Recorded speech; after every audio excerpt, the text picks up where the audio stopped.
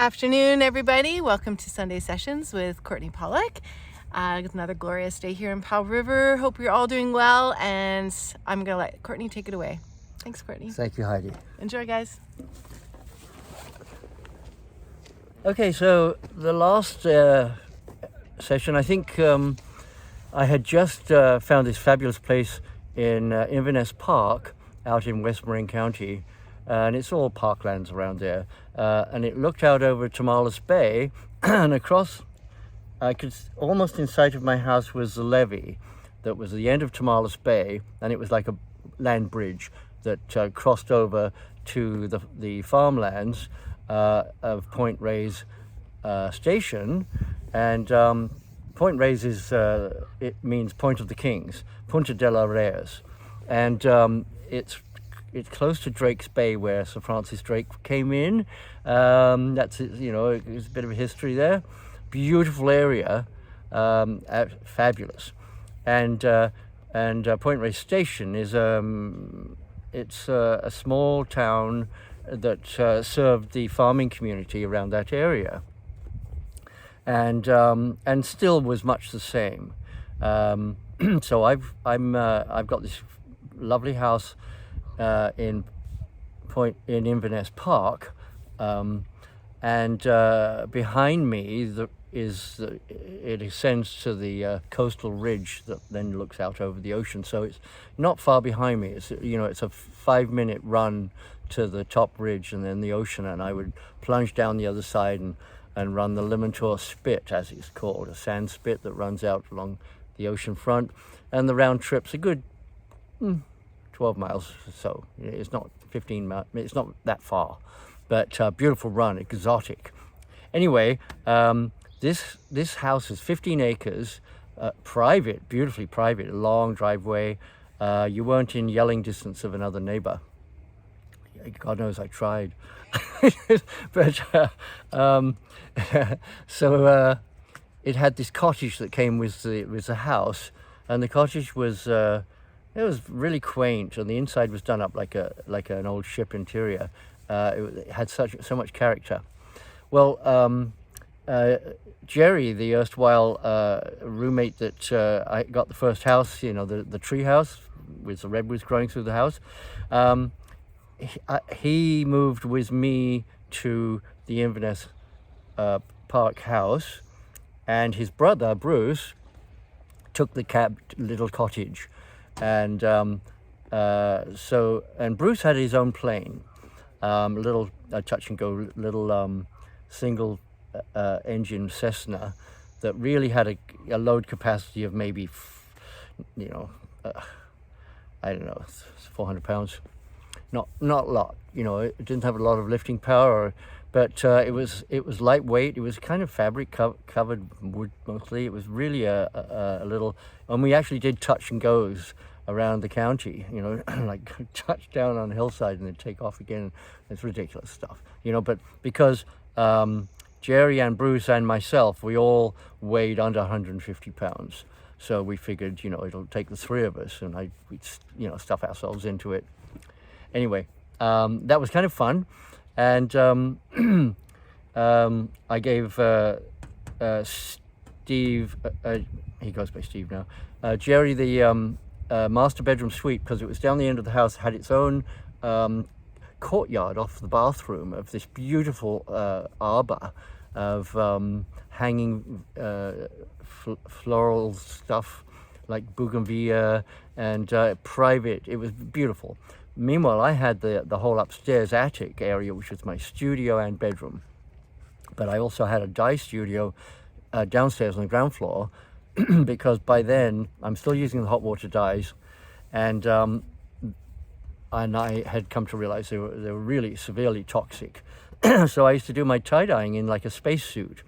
I was completely sealed up with a headgear, and I had fresh air piped in from the outside, and into the headgear, so I was breathing fresh air, and there's air pressure in the suit that doesn't allow the vapors to permeate, because they'd permeate through your skin and stuff like that, and so that was my range. It was kind of stuffy in there, but I managed to do years of tie-dyeing like that.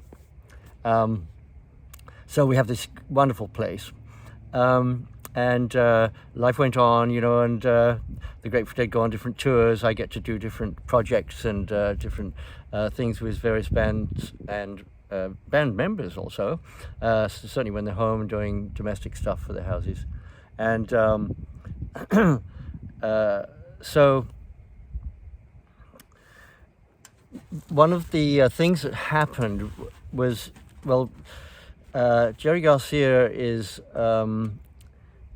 everything's too available down there in town. They were at Stinson Beach, and then he was spending more time in town, close to the studio and the equipment hall and offices and all that stuff. And Mountain Girl decided, his wife, mother of his children, decided that a move to out where I am would be a really healthy move. And they didn't know it. I didn't know people out there when I moved there, and the only person that was vaguely familiar was Jesse Colin Young, lived up above me towards the Pacific Bridge. Anyway, Mountain Girl found this fabulous house right on the ridge overlooking the ocean and looking inland. It was like a 360 view. They're literally, a few minutes walk from Jesse Colin Young's place. And they, she installed Garcia in there. And, it was a good try. He was game for it. He wanted to be have a more healthy lifestyle and not be so involved with the temptations that were all around him. I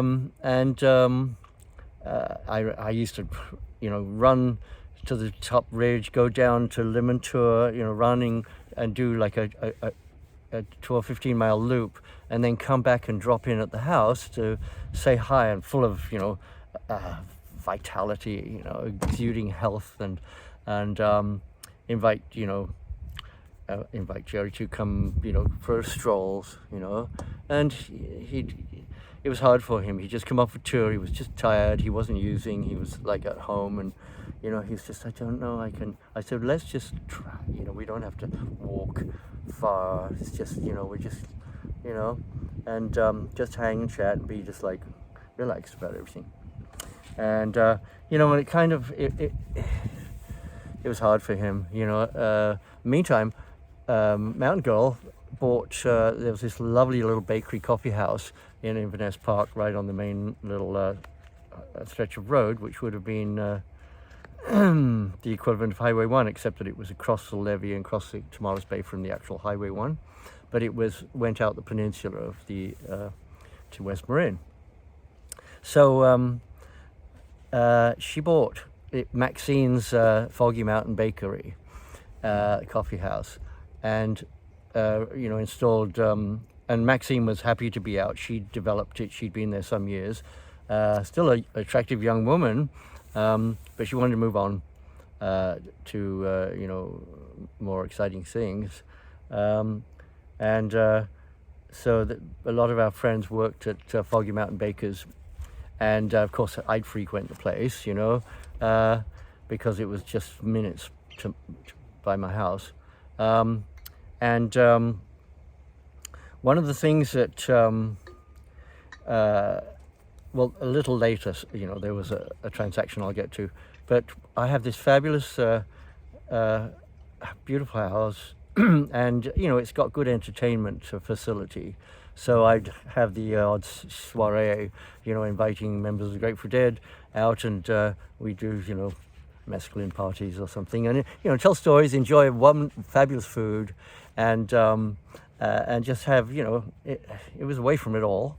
It's got a grand view, so those were really nice days, so my friend Randy Hughes, he was one of the people that I lived on the commune with in Vermont. He was basically the foundation person for getting me up there to the commune. We had met when we were doing the 3-day festival at the Syracuse Amphitheater, and he basically masterminded that whole thing, put it together. And it was his girlfriend, partner, Judith, that came and picked me up in the exotic, looking Citroen, and drove me out on this magical mystery tour without telling me her name, where we were going, or anything. As just recapping one of those earlier episodes. And anyway, he moved out west, and he bought a 160-acre parcel up in Mendocino County, pretty much in the woods. But there were a scattering of people and a little community where they had a school for the kids and stuff like that. So he and I had remained really good friends, and we went to Hawaii. He invited me to go to Hawaii. Well, I had met a friend of mine, Susie Gottlieb, her boyfriend, gosh, his name escapes me, but he had this big 85-foot sailing boat in Maui, and so Randy and I flew over there, and I had contacted him, and we went and slept on the big sailing boat. And I slept up on deck under the moon, and crack of dawn, I wake up and I get up and look over the rail, and there's this 65-foot trimaran just docked by us. And I'm looking down, and the cabin, the door to the deck opens up, and this beautiful young lady, completely naked, just natural as anything, gets up and greets the morning. And I'm looking down and thinking, well, this is a lovely way to wake up. And then she turns around, and Michelle, she's a friend. She actually shared house with us in Novato at some point. Anyway, a gorgeous, wonderful looking lady. And she said, well, my boyfriend has this big trimaran, and we're going for a sail today. Would you like to come? So Randy and I, get aboard the trimaran, and off we scud. We're scudding out, and we're moving probably 12 knots, moving with the wind. You feel like you're not moving very fast or moving at all. You're moving with the wind. And there's no, get out, so that we're out of sight of islands. We're way out there.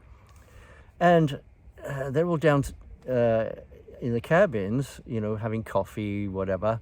And I'm up on the deck, just strolling the deck, and it's got all the webbing between the pontoons, right? And I pull out my handkerchief or something, and a $20 bill flutters into the ocean. I'm running down the deck, tearing off my jacket. I'm just about to dive in after this stupid little $20 bill, because it feels like I could just pick it up and then climb back on the boat, because duh. I'm just about committed. I'm at the edge, and I'm just diving, and this whale rolls up right where I would have dived. I would have dove right on him. Oh my goodness. And looks up at me and waves his flipper, and he eyes like that, and he just says, what are you thinking? And I was like, oh my God. This whale saved my life. It was like an angel just came out at that split moment. Once I had gone over the edge, they would have sailed away. I'd have been gone. I could have been out there, maybe lasted some hours, but eventually I'd have drowned. This whale saved my life. And it kind of rolled around, looked up at me, and it swam around the boat, and then came by and then kind of looked up and waved its flipper, and off it went. And I was like, wow. It's like they would never have known what happened to me. They would have seen my jacket on the deck maybe, and no Courtenay. Well, I don't know. He went for a swim. Whoa. Anyway, so during one of these parties, mescaline parties at the house was, members of the family and the band, and I'm telling them this story. I started off talking about, the consciousness of the planet, and whales were all in vogue at that time. And I said, well, they have these big brains, and we don't really know what their level of consciousness really is. They may be the very essence of integrity that holds everything in balance, we can't measure their style of intelligence, really. And then it, of course, it led to that story, which is like, a real life and death story. But and also something to do with sailing boats. The commune, or the little gathering of friends that lived together up in Vermont, the Moody Brothers, who I'd mentioned, there's 3 brothers, and they came out in 1971 to visit, and their intent was to buy a sailing boat. And they had found in Oakland, this old, it was the last of the Baltic traders, big old wooden hulk, that was 97 feet and broad beam, and it wasn't stream, it wasn't any, but it used to haul stuff, that was its mission. It was a Baltic trader, so it was seaworthy if you have sailors that know how to sail it and proper ballast. They buy this ship, and they said, well, would you like to crew with us? And I was like, what are the sanitary facilities like? And they said, oh, we don't have fast sanitary facilities. You just, go off the edge of the boat and, use seawater. I said, it's not going to work. That's a recipe for disaster, for it's not healthy. I'm really, so I remember off Sausalito, they parked the boat, the hulk, off Sausalito. It was anchored out there, and they had a little dory and come in, and there was this restaurant right there overlooking the ocean front called the Trident.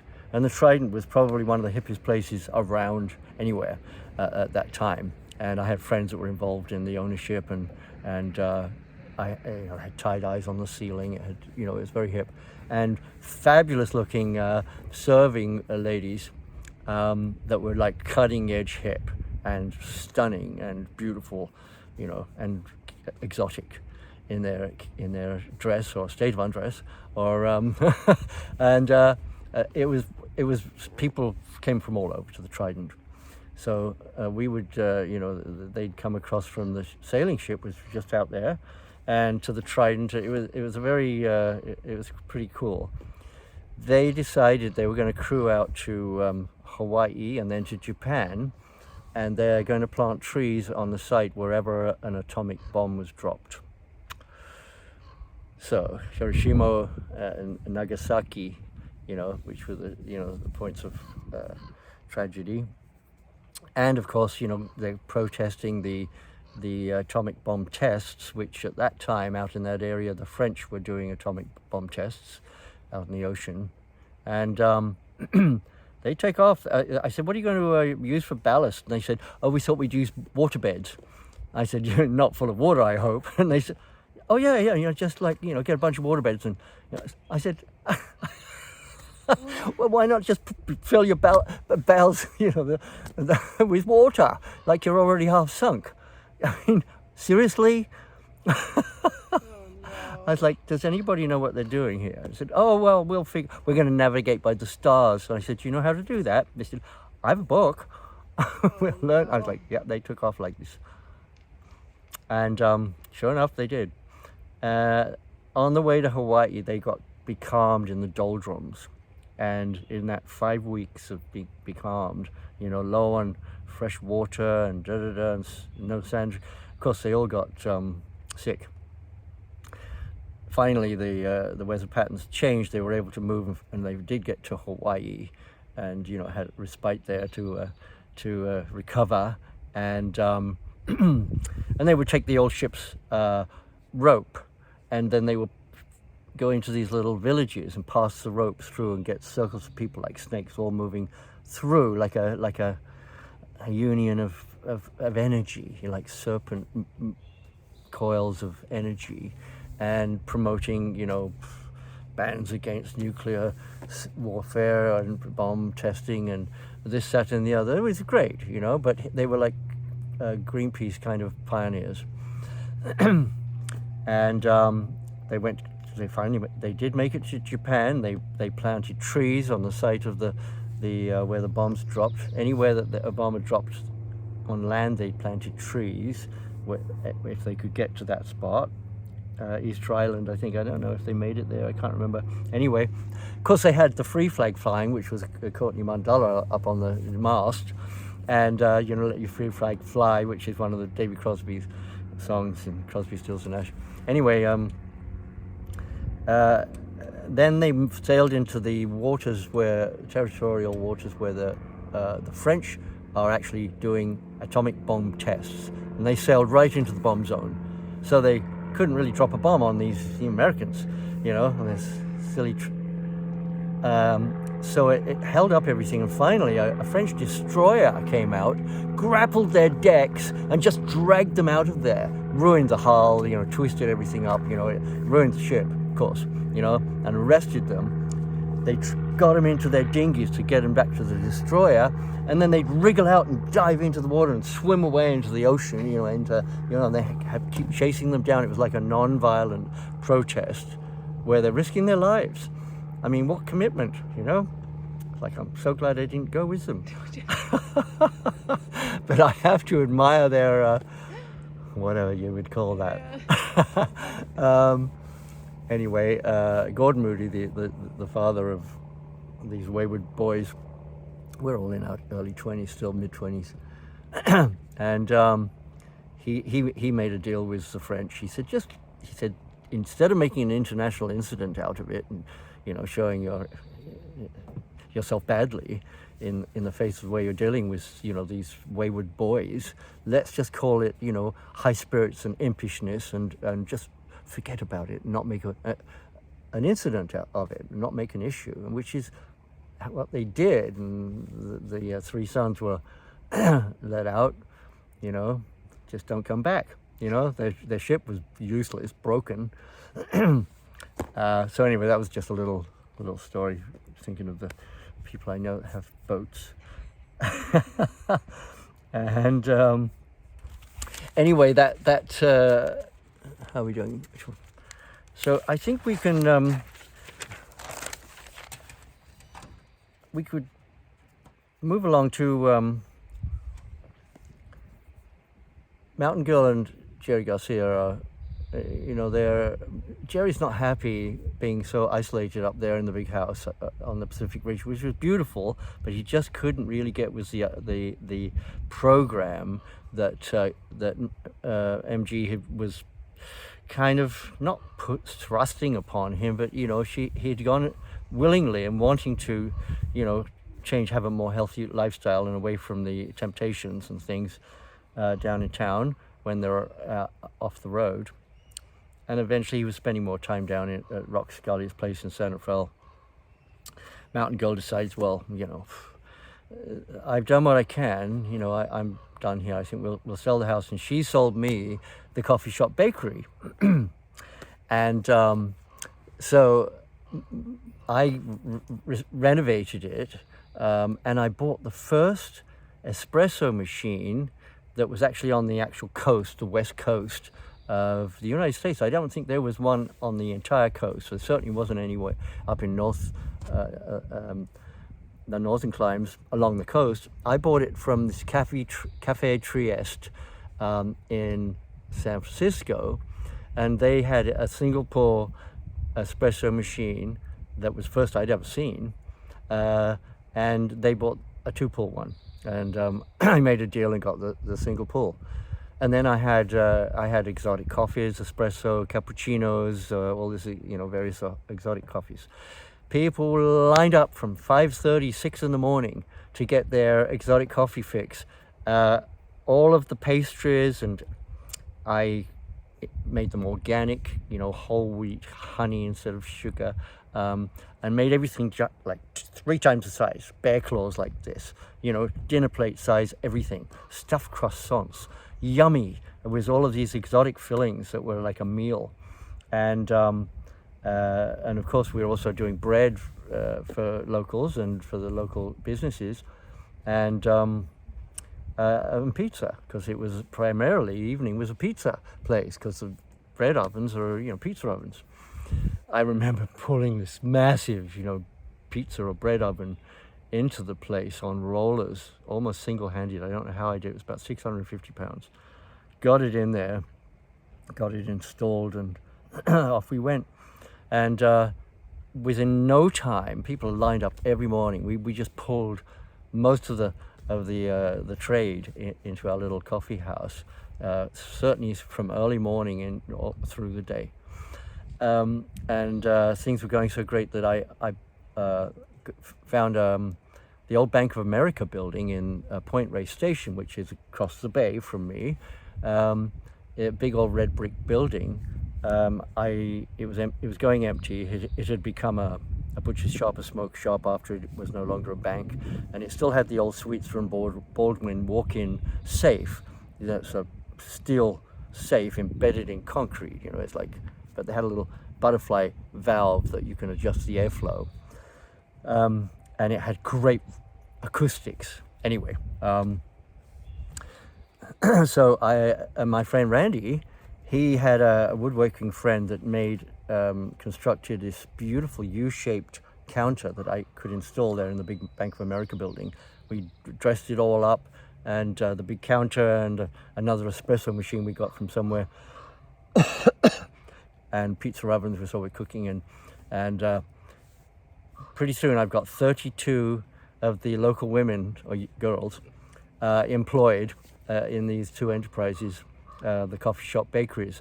And we'd start, 5:36 in the morning, and they'd run till 11:30 at night. Then we hopefully cleaned up and out by midnight. Start again. The bakers would come in at 3:30 and start baking before the doors opened. So it was going so well. And my dream was to have more and more coffee shop bakeries and have a coffee cart, to-go cart on every corner, throughout, and kind of like Starbucks, have done. Anyway, one of the things we did out of the bakery, we were catering Bill Graham Productions, local events. We were doing the catering for those events, and because we're, part of, Bill Graham was kind of, part of the family, the Grateful Dead family, and so he was backing any enterprise that was, involved them. And of course, he and I had knew each other not just from the Grateful Dead, but from the All-Star volleyball, where I knocked him down at the net.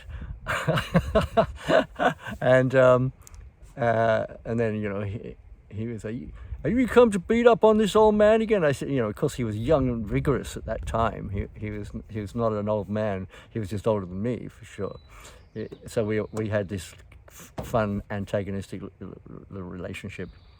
Anyway, so we do catering out of there. My prime bakers were sisters. They lived down in Stinson Beach, Bolinas. Anyway, so that was all fun. Things are rocking along, and then a year passes, and I go to renew my leases on these bakery coffee houses, and the owner of the first one, the Foggy Mountain Baker, they said, "Well, we're not renewing the lease." And I said, "Well, why not? And something's wrong?" And they said, "Well, we just decided we're going to do it ourselves." I said, "You mean you're going to just steal my coffee house that I've made a success of and run it yourself?" And they said, "Well, whatever you want to think, but we're not renewing the lease." I said, "Thanks a lot." Well, they did. They tried the enterprise themselves, but they cheapened everything, reduced everything, did everything cheap and nasty, and they were out of business 60 days later. Everybody just blackballed them. Wow. And the same thing happened in the Point Reyes Station old Bank of America building. This grand old red brick building that was like much bigger, and bigger concentration of people in Point Reyes Station. And it was like a gold mine. Same thing. The owners of the building tried to run it themselves, cheapened everything, were out of business in 3 months. Wow. And I was left with none of it. Anyway, it was a great experience. You can't take the experience away from you. Oh, and we're like 10 seconds from 30 minutes. Perfect. So, to be continued, of course. Excellent. Let me know if I bore you, will you? Just leave it in the comments. Thanks, Courtney. Thank you, Heidi. Thanks, guys, and we'll see you again next Sunday. Have a good one. Bye.